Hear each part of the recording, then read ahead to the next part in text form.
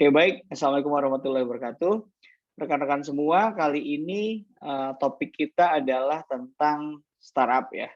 Setelah kalian tahu dan belajar tentang bagaimana pendekatan internal atau analisis internal, kemudian juga dilengkapi atau ditambahkan dengan analisis eksternal, maka sebetulnya kalian tuh udah bisa tahu apa sih sebenarnya menjadi kekuatan dari satu bisnis gitu ya, dan apa sih yang menjadi kelemahannya.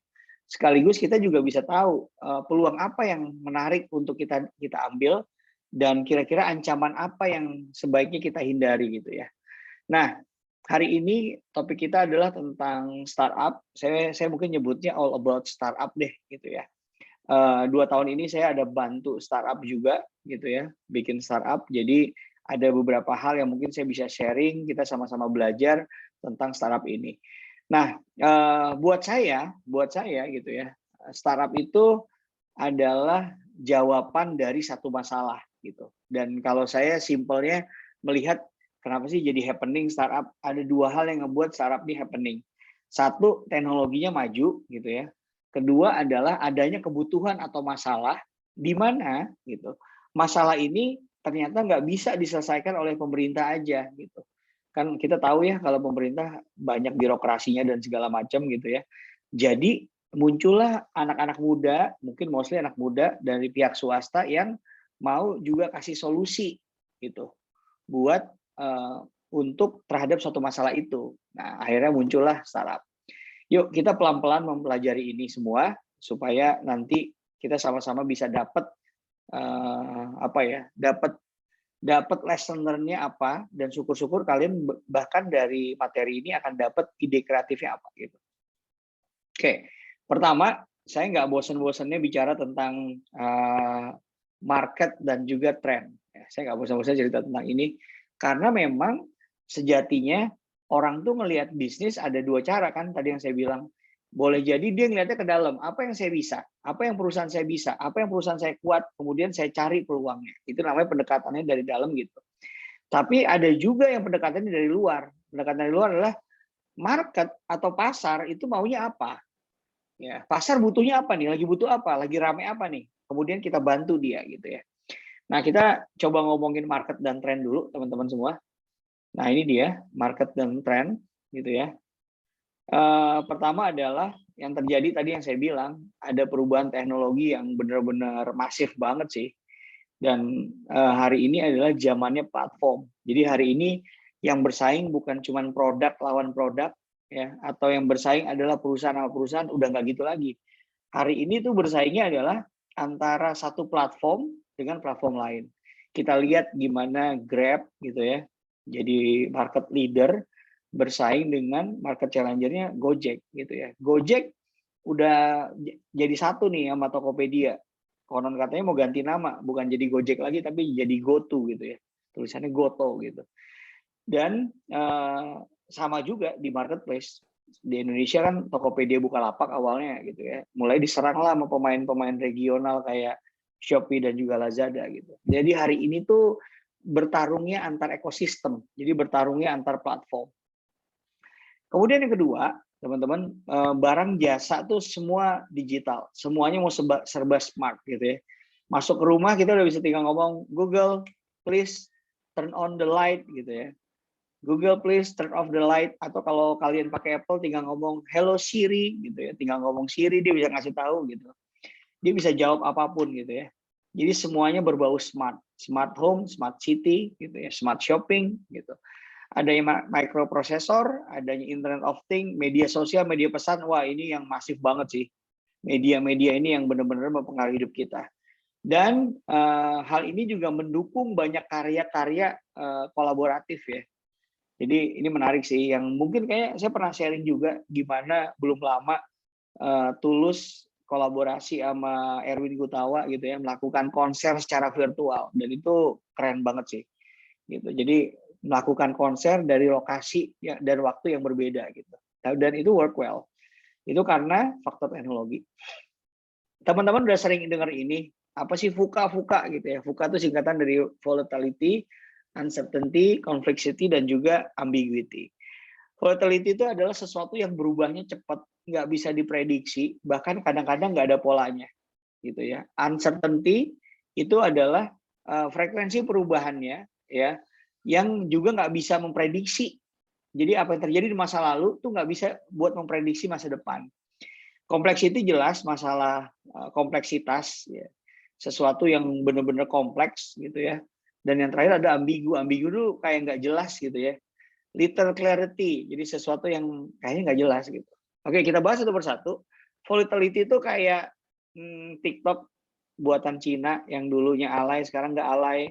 Dulu alay terus mati, terus hidup lagi gitu ya. Sekarang orang udah mulai pada bosan Instagram, kayaknya lari-lari ke TikTok gitu. Karena orang Indonesia sebenarnya masuk sosial media mau happy-happy aja gitu ya. Uncertainty, Gojek juga kemarin sebenarnya belum untung-untung banget dia. Makanya kalau kita lihat Gojek udah mulai nggak terlalu banyak juga ya kayaknya sih melakukan promo, sama juga dengan Tokopedia. Tokopedia juga sempat ada isu ngurangin pegawai, Bukalapak juga kan waktu itu. Jadi namanya juga startup tuh pasti akan coba promo di awal gitu ya, ngebakar uang istilahnya. Tapi begitu uang yang dibakar udah mulai habis, investor akan nanya dong, mana nih kok nggak balik-balik, kita cuma bakar-bakar uang doang gitu ya. Kemudian complexity, ekosistemnya kompleks. Tadi saya nyebutin ekosistem. Ekosistem itu berarti ada banyak pihak, ada banyak perusahaan, ada banyak kepentingan di dalam satu tempat itu, di dalam platform itu. Dan mereka saling berinteraksi. Contoh, kayak Tokopedia, Shopee, dan lain-lain, dia punya agreement dengan payment gateway, sehingga orang bisa bayar pakai apapun. Bisa bayar di Alfamart, Indomart, bisa COD, ya nggak? Bisa pakai kartu kredit, gitu ya. Bahkan sekarang udah zamannya kayak Shopee Pay gitu ya, atau Pay Later, gitu kan, udah zamannya begitu tuh, itu menjadi saingannya kartu kredit. Nah, dan belum lagi mereka juga harus kerjasama sama logistik kan, karena logistik yang membantu mereka juga untuk kirim barang. Mereka biasa deh kalau kita mau milih apa nih? Pakai anterin aja, JNE, Ninja Express, banyak pilihannya. Bayangin nggak? Berarti mereka di bawah, atau saya nyebutnya di back end, di belakangnya, mereka tuh benar-benar kerja keras untuk bisa bikin yang namanya ekosistem. Terakhir adalah OVO. OVO tuh bagus, cuman rugi. Nah, ini juga jebakannya startup. Banyak yang ngedownload belum tentu untung, karena boleh jadi yang ngedownload belum tentu make, yang ngedownload belum tentu transaksi. Saya mungkin hari ini punya Dana, saya punya OVO juga gitu ya, punya Link aja. Tapi mungkin saya cuma download aja Link aja sama Dana. Saya lebih sering makanya Shopee Pay sama OVO, karena kalau mau belanja di mana-mana lebih banyak promonya gitu ya. Misalnya begitu. Jadi sesuatu yang di-download banyak belum tentu juga itu bagus. Sama juga kayak kalian main Instagram, ya kalian posting barang, yang nge-love banyak banget, tapi yang beli nggak ada. Ya, sama tuh kurang lebih kayak gitu. Jadi orang mah nge-like aja, beli mah enggak gitu kan. Nah, jadi itu juga ambigunya tuh kurang lebih seperti itu. Nah, perubahan model, orang tuh pengen datanya history, ya data history yang dulu tuh udah nggak musim, semuanya pengennya aktual. Dan mungkin kalau kalian ingat, kita pernah ngundang dosen tamu juga ya tentang ERP, karena pengen semuanya real time, pengen semuanya bisa terukur saat ini juga, dan keputusannya apa sih gitu ya. Dan sekarang orang ngomongnya bukan cuma kecepatan, tapi juga percepatan gitu ya. Dan ekonominya ekonomi berbagi, orang udah nggak mau antri lagi, pengennya kalau mau minta hari ini bisa. Kalau mau nonton jam ini ada gitu ya. Itu yang ngebuat Disney dan Netflix jadi terkenal kan gitu. Dan beberapa pesaingnya juga jadi nggak terlihat sih sekarang, ambigu juga gitu ya. Oke, perubahan model bisnis. Nah, kalau kalian perhatiin apa yang terjadi dengan kita selama mungkin especially tahun 2020 ya, buat sebagian orang tuh tahun 2020 kayak hilang aja deh 1 tahun gitu. Sebetulnya nggak ada yang aneh dengan tahun 2020, karena semua orang tetap makan biasa, mereka makan nasi, makan daging gitu kan. Tapi kenapa banyak UMKM yang rontok gitu, yang akhirnya bangkrut? Artinya adalah mereka tetap makan, mereka tetap minum gitu ya. Tapi masalahnya model bisnisnya yang berubah. Jadi kalau dia dulu belinya ke warung, sekarang online gitu. Dan itu nyebabin orang-orang yang cuma ngandelin offline jadinya susah. Bukan karena orang itu nggak butuh barang lagi, bukannya karena orang itu juga nggak makan risol dan lemper lagi. Mereka tetap, tapi mereka merubah modelnya. Ya, jadi itulah kenapa kita harus mengubah. Yang diubah adalah model supportnya. Nah, ini juga salah satu yang ngebuat saya nggak ngebayangin sih kalau corona terjadi tanpa ada era internet. Kalian kuliah gimana nih gitu ya. 1,5 tahun loh kita bisa terhambat, yang tadinya umur 22 udah bisa lulus, ini jadi 24 gara-gara ini. Tapi ya untungnya virus muncul pada zamannya ya. Jadi ibarat pepatah kan selalu ngomong gini, orang orang ada sesuai zamannya, atau setiap zaman ada orangnya gitu ya. Sama juga nih, setiap virus ada zamannya. Nah, untungnya generasi sekarang adalah generasi-generasi yang melek teknologi, mereka tuh sangat gadget freak sih bisa dibilang, terutama para millennials. Millennials adalah orang-orang yang umurnya kira-kira 16 sampai 17 tahun sampai 35 deh, ya, antara 16 atau 17 tahun sampai 35 tahun. Nah, siapa millennials? Ya, millennials tuh pastinya kalian semua nih yang ada di Zoom ini gitu ya. Karakter milenial tuh jelas orang-orang yang percaya diri gitu ya. Makanya kalau di Zoom nggak buka kamera, ditanya nggak jawab, sebenarnya bukan milenial yang asli itu. Karena milenial yang asli adalah orang-orang yang percaya diri dan selalu mencari inspirasi. Mereka tuh kerjanya kolektif, mereka selalu connected gitu ya. Mereka bikin community. Waduh, komunitas banyak banget sekarang ya.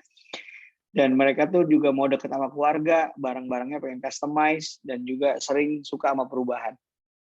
Dan kecenderungan mereka adalah tech savvy multitasker. Jadi benar-benar high tech banget dan bisa multitasking. Misalnya naruh barang di mesin pemanas atau oven gitu ya,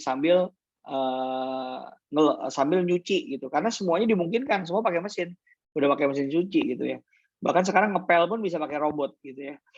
Oke, kemudian kalian merupakan orang-orang yang efisien karena kalian banyak pilihan. Kalau ternyata ada orang nawarin mahal, ntar gue googling dulu deh harganya berapa gitu ya, atau gue cek dulu deh Tokopedia gitu ya.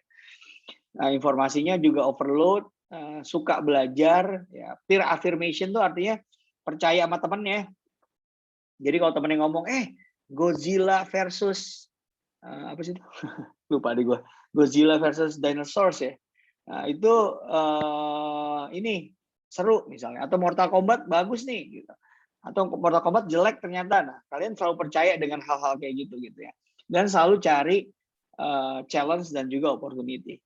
Jadi buat saya millennials yang benar tuh bukan millennials yang baper, kemudian mager dan memilih tiduran sebagai jalan ninjanya gitu.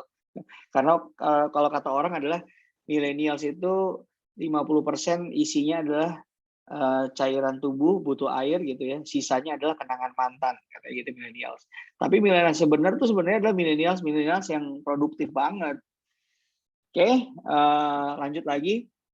Tadi udah ya, teknologinya berubah, kemudian masyarakatnya berubah gitu ya.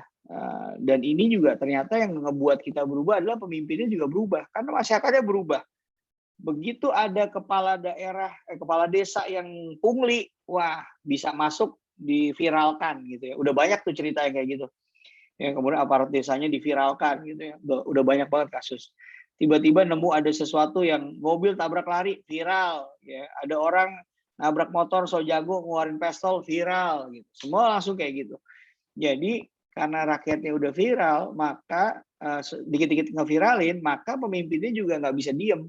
Karena pemimpin yang diem aja akan jadi bulian di netizen gitu ya.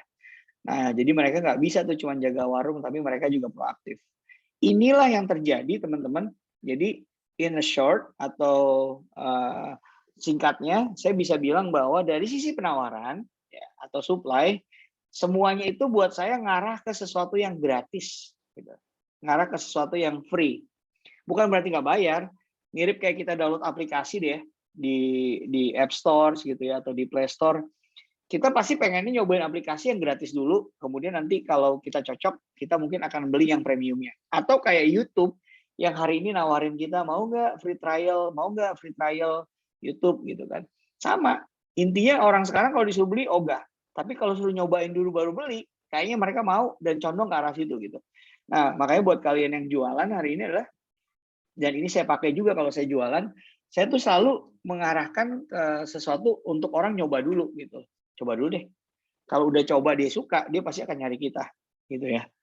Itu dari sisi supply. Kemudian dari sisi permintaan atau demand side, kita tuh mulai suka yang namanya value for money. Jadi udah nggak terlalu percaya barang-barang branded, kalau ternyata branded itu ternyata adalah kaleng-kaleng gitu ya. Branded yang kita percaya adalah branded yang benar-benar mencerminkan quality. Makanya orang kita lebih suka, bisa nggak kualitasnya bagus, harganya murah gitu kan. Makanya saya selalu bilang bahwa sampai hari ini sih saya masih sangat salut sih dengan Xiaomi. Dia ngeluarin segala macam ya, smartphone, kemudian alat pompa sepeda, penguat sinyal internet, dia punya Mi Band, dia punya sepeda listrik, dia punya Segway kayak Ninebot gitu. Gila deh, Xiaomi punya semuanya deh kayaknya. Gitu ya. Alat cukur rambut juga punya gitu. TV juga ada Xiaomi, karena orang udah ngeliat bahwa Xiaomi ini harganya worth it, beli TV layar datar 2 jutaan, 3 jutaan udah dapet gitu ya. Ya walaupun nggak bisa juga di-compare sama Samsung, kemudian TV-nya kualitas enggak, tapi mereka cukup worth it lah, masuk dalam standar quality. Kemudian tren, jadi hari ini tuh perusahaan yang gede-gede udah mulai keteteran, karena musuh mereka adalah perusahaan kecil yang lincah-lincah. Perusahaan yang gede, karyawannya ribuan, mereka tuh kayak raksasa, jalannya aja susah. Karena mereka punya struktur biaya yang tinggi, kan karyawannya banyak.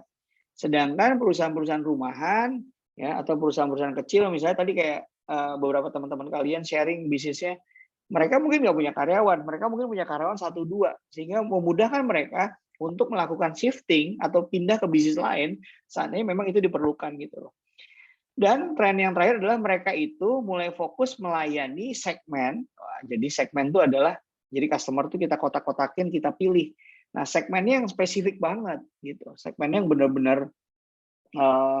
nggak umum lah gitu. Karena kalau kata orang gini, kalau kamu membidik semua orang gitu ya menjadikan semua orang menjadi pasar kamu, maka sebetulnya kamu nggak akan efektif, karena kamu jadi bukan nggak ngebidik siapa-siapa gitu. Jadi sekarang pun kalau kita bilang segmen hijab saya adalah wanita, kita harus spesifik. Ini wanitanya umur berapa yang pakai hijab ini gitu ya. Atau kalau kita bilang saya mau jual sepatu nih untuk remaja putra-putri, harus dispesifikin lagi. Remaja putra-putri yang modelnya gimana? Yang harus pakai sneakers gini gitu ya. Ya kan, ada yang gayanya feminim banget, ada yang gayanya lebih sporty, ada yang gayanya lebih ngeband dan ngepang gitu ya, malah lebih ke arah kesan maskulin, macam-macam. Makanya hari ini orang tuh udah sampai ke segmen yang buat saya sangat-sangat spesifik sih. Jadi kalau kita umum malah kita bingung nih apa gitu ya. Jadi udah harus benar-benar spesifik banget. Oke, nah ini salah satu contoh tren. Saya mau cerita ke teman-teman. Ini adalah tren Muslim di Indonesia. Mohon maaf, saya kasih contohnya tentang Muslim ya teman-teman, karena Indonesia tuh bukan negara Islam, tapi majority memang Islam. Kalau kita lihat by statistik, dari 1,7 miliar penduduk di bumi, ternyata 200 jutanya adalah orang Islam yang ada di Indonesia doang. Bayangin aja. Jadi dari 1,7 miliar, 200 jutanya itu adalah orang Indonesia. Kalian nanti kalau lagi main ke Gramedia baca ya tentang Muslim middle class, itu bagus banget sih. Bukunya warna kuning. Terus ini dia ngasih tahu nih tren-tren yang disukain sekarang. Misalnya boomingnya Bank Syariah. Kita tahu BSI atau Bank Syariah Indonesia baru merger sekarang dari Bank Mandiri, Syariah, BNI Syariah, dan juga BRI Syariah gitu ya. Ada revolusi hijabers, makanya tutorial hijab jadi banyak gitu ya. Sekarang mah gila yang jual hijab udah banyak banget sih. Terus juga kosmetik Muslim itu yang ngebuat Mustika Ratu terkaget-kaget kenapa Wardah tiba-tiba muncul gitu ya, dan jadi nomor 1. Kemudian juga kebiasaan orang-orang untuk umroh. Untuk sebagian orang umroh udah kayak pergi dari Jakarta ke Bogor ya, atau Bogor ke Jakarta gitu. Ada yang umrohnya bisa hampir tiap tahun gitu, ada yang setahun 2 kali. Serius ini. Dan juga mulai marak hotel syariah. Jadi kalau dulu masuk hotel nunjukin KTP, sekarang harus nunjukin surat nikah gitu. Udah mulai banyak hotel kayak gitu. Kemudian juga gairah budaya Islam, kewirausahaan Muslim gitu ya. Ada gerakan namanya saudagar Muslim. Terus juga makin gerakan banyak sedekah gitu ya, dan sesuatu yang dilabelin halal.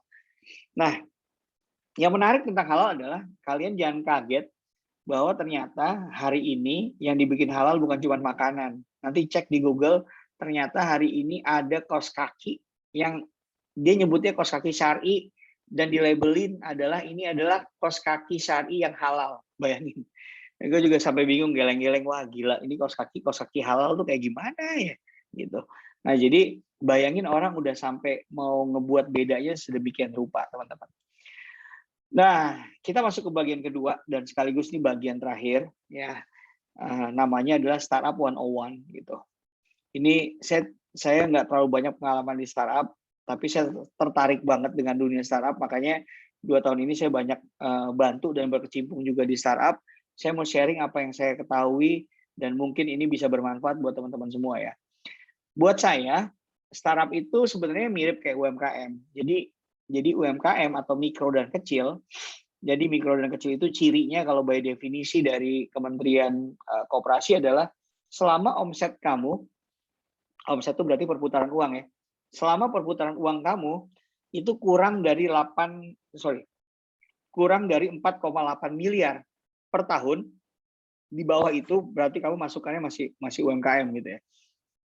Biasanya ukurannya kecil, ambisinya nggak besar, jumlah pegawainya biasanya antara 1 sampai 5 atau 1 sampai 10 atau 3 sampai 5 gitu ya. Dan jumlah usaha seperti ini banyak gitu ya. Nah, biasanya kalau mereka butuh duit, mereka akan minjemnya ke perbankan konvensional. Bisa ke bank, bisa juga dia larinya ke rentenir, bisa juga, atau minjem keluarga gitu kan ya. Jadi kan sumber uang itu bisa dari perbankan, bisa dari teman, bisa dari keluarga gitu ya, bisa dari ya kayak gitulah. Itu kira-kira usaha kecil atau menengah. Nah, bedanya apa sama startup? Di startup usahanya memang kecil ya.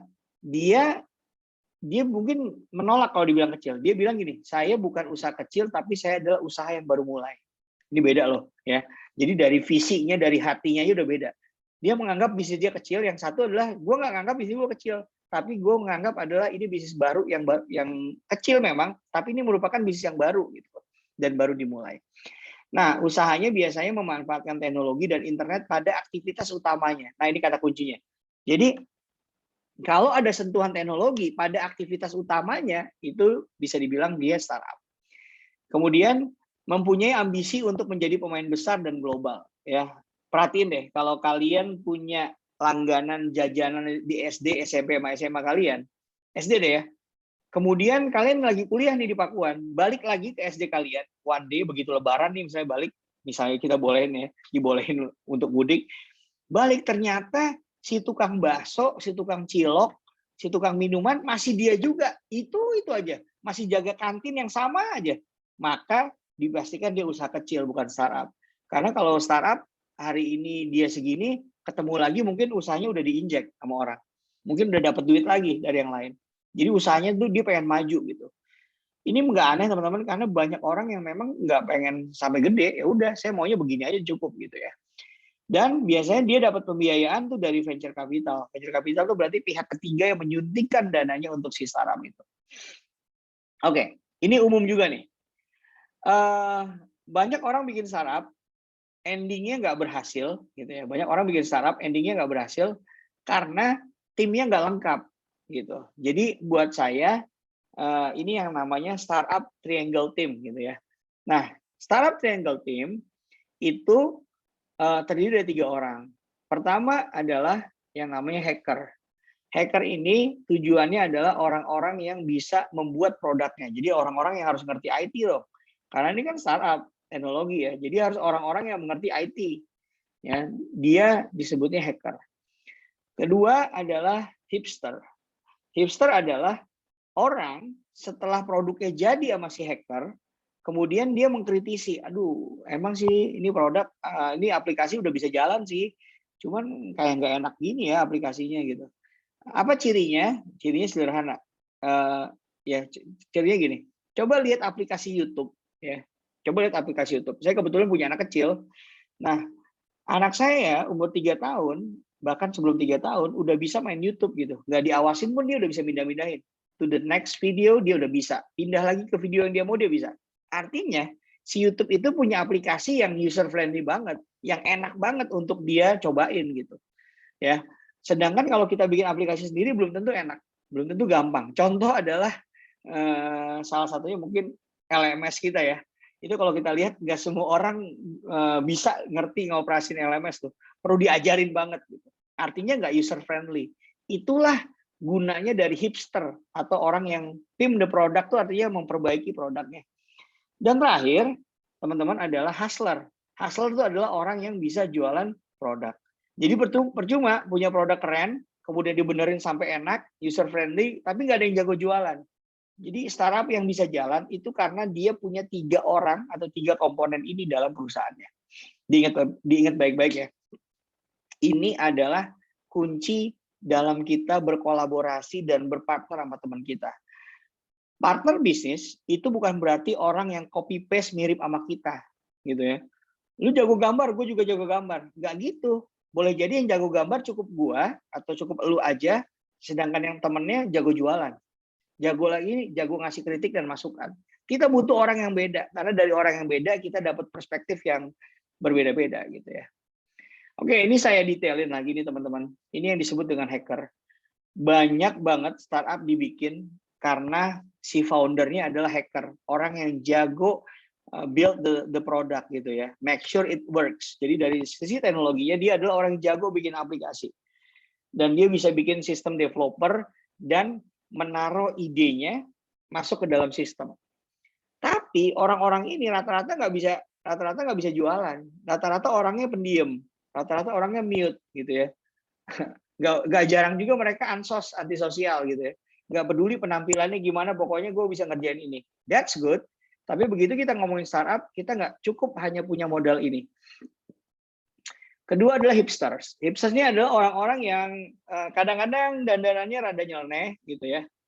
Dia disebut sebagai pimp the product. Jadi orang-orang yang mau make sure it serve the user. Jadi dari sisi desain keren. Orang-orang yang jago desain, orang-orang yang bisa bikin logo, orang-orang yang keren memadu padankan warna. Orang-orang yang tadinya ini kok ribet sih, dari ngeklik ini masuk keranjang, dari masuk keranjang pembayaran, oke ribet deh, harusnya jadi satu tombol misalnya. Adalah orang-orang itu.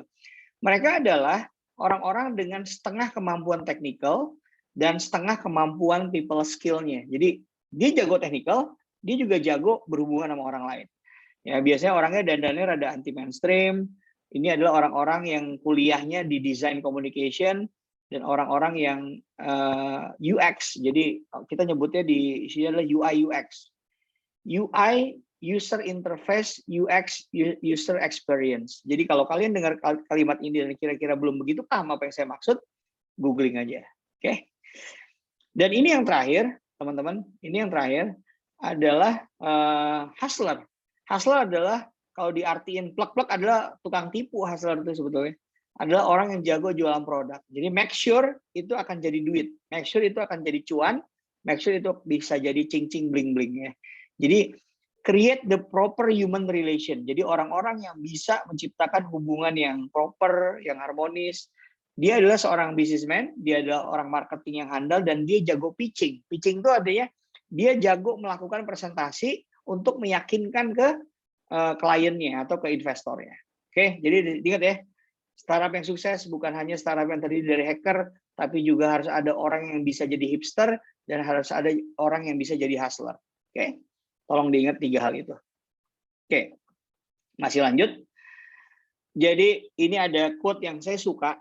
Quote-nya bilang begini, it's hard to do a really good job on anything. Dia bilang itu bakal susah banget lu melakukan sesuatu kerjaan dengan bagus di bidang apapun ya, kalau lu nggak pernah mikirin kerjaan itu sampai saat lu mandi. Wah ini udah ibaratnya rada-rada apa ya? Rada out of the box, tapi benar, saya kalau udah serius mikirin sesuatu, mikirin jalan keluarnya, mikirin macam-macam, biasanya sampai ke bawah di kamar mandi, sampai kepikiran.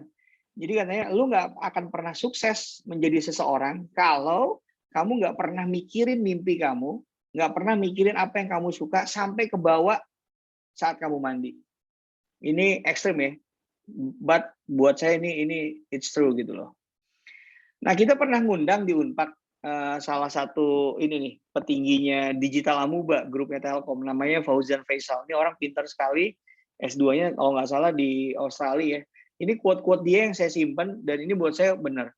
Jadi dia bilang gini, ya UMKM yang mengadopsi teknologi berbasis IT pada core bisnisnya, bukan hanya supporting, itu dinamakan startup. Tadi makanya saya bilang, adopsi teknologinya pada aktivitas utamanya.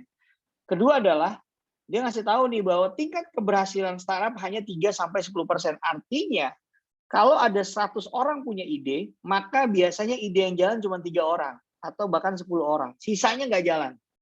Makanya dia nyontohin nih, di Telkom ada masuk proposal 1.772 proposal yang masuk inkubasi itu berarti dikuperasi sama dia, dia teliti lagi ada 268, yang lanjut cuma 16. Bayangin dari hampir 2.000 yang kepilih cuma 16. Karena memang hari ini semua orang udah menawarkan solusi gitu loh. Oke. Kemudian dia bilang 1-2 kali ditolak saat pitching itu berarti meyakinkan investor tentang ide kita, itu biasa gitu ya. Karena Jack Ma aja butuh 37 kali pitching baru berhasil. Nah, itu kata kuncinya, setiap penolakan harus diikuti sama perbaikan. Nah, masalahnya adalah kita percuma ditolak 37 kali, tapi kita nggak pernah melakukan perbaikan 37 kali. Kita kan biasanya ditolak terus pundung. Harusnya ditolak terus melakukan perbaikan. Oke, selanjutnya adalah dapat diuangkan sebelum benar-benar bisa menghasilkan uang. Dapat diuangkan sebelum benar-benar bisa menghasilkan uang. Bayangin ya. Jadi saya lagi ngebantuin startup, salah satu startup, dia belum bisa ngasilin uang, tapi udah bisa diuangkan. Jadi kita udah mulai dapat suntikan investor yang pertama di bawah 10 miliar. Itu Desember 2020. Itu karena kita apa sih yang dijual? Yang dijual prospeknya. Gitu ya. Oke, ini juga kalian harus tahu, bermain startup berarti bermain panjang. Ya, ini kan lihat yang sebelah kiri. Sebelah kiri adalah kalau kita main pendek. Sebelah kanan kalau kita main panjang. Ingat, main startup tuh bukan kayak jualan risol, gue masak laku hari itu juga, enggak, bisa tahun depan, bisa 2 tahun lagi. Jadi kalau kamu mau main startup, pastikan kantong kamu rada tebel, atau pastikan kamu punya partner yang bisa membiayai riset kamu, yang bisa mendampingi kamu selama kamu mewujudkan itu semua. Ya, jadi kalau misalnya, Pak, saya butuh uangnya langsung hari ini, minggu depan, oh bisnisnya jangan startup, mendingan dagang. Karena kalau startup itu adalah main panjang, ya. Ingat tuh, karena main panjang nggak bisa buat makanan hari ini, minggu depan nggak bisa, karena ini mainnya panjang banget. Ya, itu yang harus orang-orang tahu gitu. Sebelum bisa main panjang, kalian harus punya bisnis yang main pendek. Oke? Jadi misalnya gini, nggak mungkin orang punya bisnis batu bara yang sekali closing 1 tahun sekali, tapi kemudian dia nggak punya kerjaan atau nggak punya tabungan, pasti nggak akan bisa. Dia harus punya dulu sesuatu penghasilan yang rutin. Entah dia punya warung, entah dia punya apa, yang rutin aja tiap hari, atau tiap minggu gitu, atau tiap bulan minimal, untuk mastiin bahwa dia dan keluarganya bisa hidup. Jadi bisnis adalah olahraga pikiran yang paling logis. Ya, itu dia. Nah, ini early stage-nya startup. Jadi biasanya startup itu minim aset di awal. Jadi apa maksudnya minim aset? Mungkin startup baru mulai nggak punya kantor, ya. Asetnya dia apa sih? Paling laptop doang, laptop sama pikiran dia, ya. Karena yang dijual bukan aset, tapi yang dijual adalah future value atau nilai masa depannya, atau prospek bisnisnya yang dinilai, ya. Jadi startup itu kenapa bisa laku sampai miliaran, puluhan miliar gitu ya, bahkan ratusan miliar? Bukan karena bisa Tokopedia kok bisa sih diinjek sampai segitu banyaknya. Apa karena dia punya gedung? Enggak, dia punya gedung setelah dia diinjek. Sebelumnya enggak ada. Dia cuma punya sistem. Dia punya sistem yang udah berjalan, di mana di dalam sistemnya ada user, berarti ada orangnya, ada traffic. Traffic itu berarti ada perputaran, ada orang yang akses ke sana, ada yang keluar masuk, ada yang coba beli, ada yang enggak gitu ya. Dan ada transaksinya. Gitu. Itulah yang disebut dengan future value. Oke. Ini juga kata kunci, startup itu biasanya sukses kalau ini lagi-lagi teman-teman ya. Ini teori nggak ada di buku. Ini based on analisis dan pengalaman saya. Saya selalu melihat gini, kenapa ada startup yang banyak gagal, kenapa yang sukses? Biasanya startup yang sukses itu kalau sudah menguasai minimal 1 rantai supply-nya.